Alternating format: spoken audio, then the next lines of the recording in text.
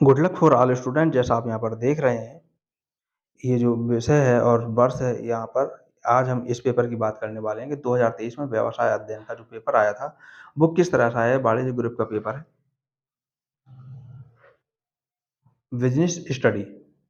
इसमें सबसे पहले आपको यहाँ पर एक कोड दिखाई दे रहा है 157, ये आपका विषय कोड है और ये आपका प्रश्न पत्र कोड है, जो कि एग्जाम हॉल में आपको ये बताया जाता है कि क्या-क्या इसके कोड हैं।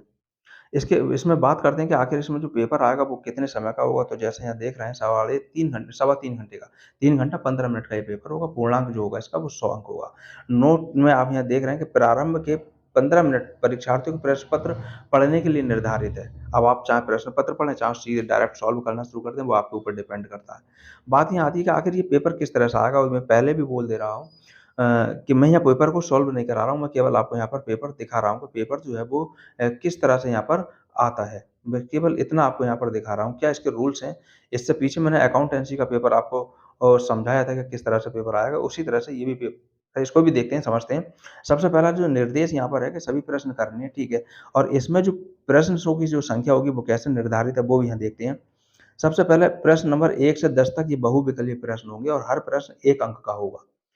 इसी तरह से प्रश्न संख्या 11 से 20 तक अति लघु उत्तरीय प्रश्न होंगे और इसके लिए 2 अंक निर्धारित होंगे और शब्द निर्धारित हैं 30 शब्द। ये 30 शब्द कम से कम इसमें लिखे जाएँ। मैंने पहले भी बोला है कि अगर ये 30 शब्दों से कम में आपका आंसर आ रहा है, 25 शब्दों में आ रहा है, तो ज़बरदस्ती नहीं लिखाएँगे, 25 शब्दों में ही अपना उसको लिखाएँगे।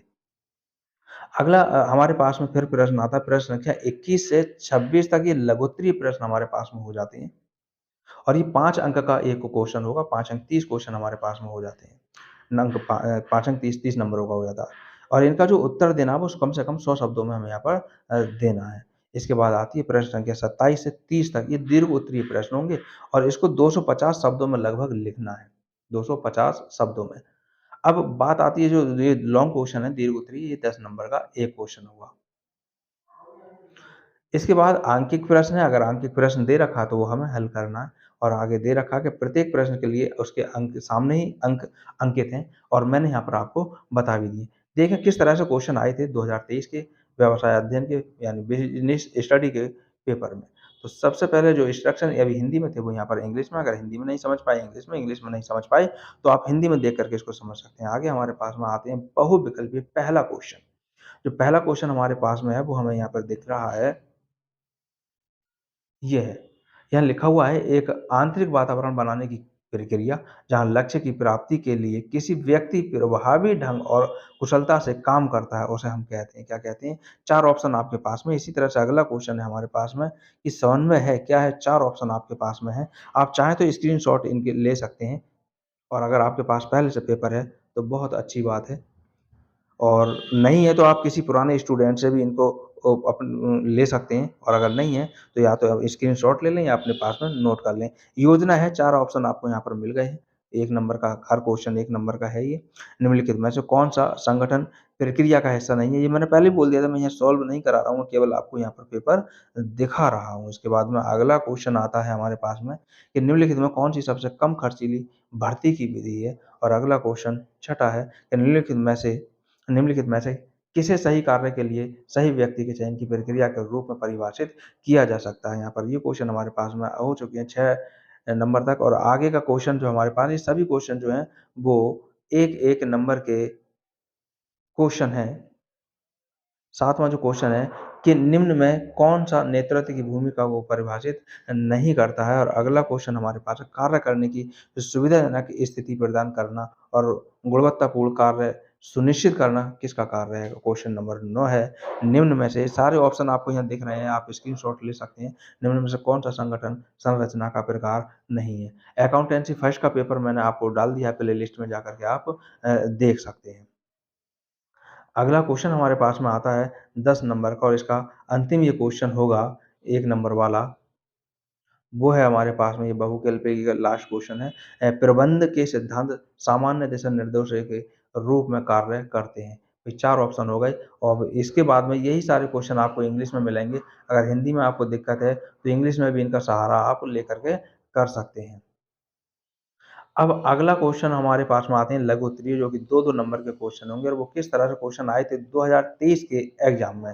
तो पहला क्वेश्चन जो 11वां नंबर का हमारे पास में 11 नंबर पर था, वो था प्रबंध कला और विज्ञान दोनों है। प्रबंध जो है वो कला, यहाँ पर ये चीज़ अलग है, प्रबंध कला और विज्ञान, ये इस तरह से प्रबंध की यहाँ पर बात चले, प्रबंध कला और विज्ञान दोनों स्पष्ट कीजिए। क्वेश्चन नंबर 12 है, प्रबंध के महत्व को स्पष्ट कीजिए। क्वेश्चन नंबर 13, वैज्ञानिक प्रबंध से कर्मचारियों को क्या लाभ है? और अगला क्वेश्चन है, अच्छी योजना के आवश्यक तत्वों को लिखिए। अगला क्वेश्चन हमारे पास में आता है, ये सभी क्वेश्चन हमारे पास 2-2 नंबर के क्वेश्चन है, ये आपको ध्यान रखना है, आप स्क्रीनशॉट इन क्वेश्चनों का ले सकते हैं। स्थायी योजना क्या है? अगला क्वेश्चन है, रेखीय संगठन क्या है? अगला क्वेश्चन है, चयन और भर्ती में क्या अंतर है? और अगला क्वेश्चन है, प्रोन्नति को स्पष्ट कीजिए। अगला क्वेश्चन हमारे पास में आता है, जो है विकेंद्रीकरण के 3 सिद्धांत स्पष्ट कीजिए। ये क्वेश्चन आपको 2023 के एग्जाम में दिया गया था। अगला क्वेश्चन हमारे पास आता है, संक्षेप में नेता के गुणों को लिखिए।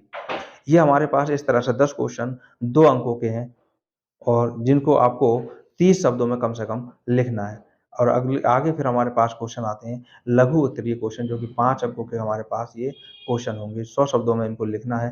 पहला क्वेश्चन हमारे हमें जो मिला था वो ये था, विकेंद्रीकरण और सौंपने में क्या अंतर है? इन्हीं 3 बिंदुओं को लिखकर स्पष्ट आपको करना है। अगला क्वेश्चन हमारे पास है, प्रभावकारी योजना की आवश्यकताएँ लिखिए। आप इनके स्क्रीनशॉट अपने पास में ले सकते हैं। औपचारिक संगठन क्या है? और अगला क्वेश्चन है, संचार प्रक्रिया में शोर का क्या अर्थ होता है? अगला क्वेश्चन आपको हमें हमारे पास है, वो है मानव संसाधन की प्रकृति को स्पष्ट कीजिए। और अगला क्वेश्चन है, निर्देशन के सिद्धांतों को लिखिए। इस तरह से हमारे पास में क्वेश्चन हो गए 5-5 अंक वाले लघु उत्तरीय क्वेश्चन। और इसके बाद आते हैं दीर्घ उत्तरीय क्वेश्चन। तो दीर्घ उत्तरीय में हमारे पास में क्वेश्चन है, समन्वय से आप क्या समझते हैं?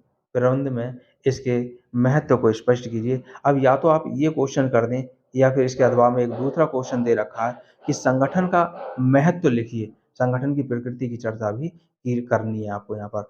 ये 27 नंबर का क्वेश्चन हो गया नंबर पर। इसके बाद 28 नंबर पर जो क्वेश्चन है वो है, एक संगठन में कर्मचारियों के उचित चयन का क्या महत्व है? और इसके अब ये क्वेश्चन आपसे आता है तो ये करें और ये नहीं आता तो अथवा में दे रखा है, चयन प्रक्रिया में अपनाए जाने वाले चरणों की व्याख्या कीजिए। दोनों में से कोई अथवा एक ही कर सकते हैं, ये करें या फिर ये करें। अगर आपने ये क्वेश्चन किया है तो ये नहीं करेंगे और ये क्वेश्चन किया है तो ये नहीं करेंगे। अथवा वाले क्वेश्चनों में सभी में यही ध्यान रखना है।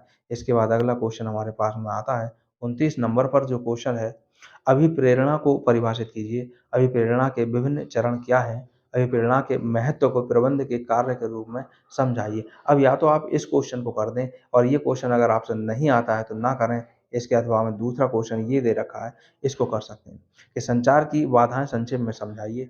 एक प्रभावशाली संचार के क्या सिद्धांत हैं? अगर आपने ऊपर वाला क्वेश्चन किया है तो आप इस क्वेश्चन को नहीं करेंगे और इसको किया है तो इस क्वेश्चन को नहीं करेंगे। यानी अथवा वाले में कोई एक ही क्वेश्चन करना होता है। आगे क्वेश्चन हमारे पास में आता है 30 नंबर पर जो क्वेश्चन है और जो इस पेपर का लास्ट क्वेश्चन होगा, अधिकारों को सौंपने से आप क्या समझते हैं? अब ये क्वेश्चन आपने कर दिया है तो इस क्वेश्चन को नहीं करेंगे और ये क्वेश्चन आपसे नहीं आता है तो फिर आप इस क्वेश्चन को अथवा में जो दे रखा है इसको भी कर सकते हैं कि नेतृत्व शैली से आप क्या समझते हैं? नेतृत्व शैली की विशेषताएँ स्पष्ट कीजिए। इस तरह से हमारे पास पूरा क्वेश्चन पेपर हो जाता है। ये 100 नंबर का क्वेश्चन पेपर था, जो आपको शुरू से पूरा यहाँ समझा दिया गया कि किस तरह से क्वेश्चन आए थे। अगर आपके पास नहीं है, तो आप इसका स्क्रीनशॉट ले सकते हैं।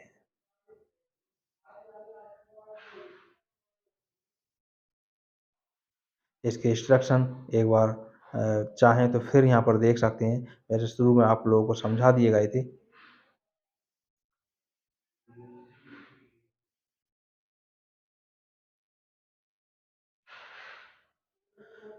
ये इसके इंस्ट्रक्शन थे कि कौन कितने-कितने क्वेश्चन आएँगे, वो आप इसका चाहें तो स्क्रीनशॉट भी ले सकते हैं।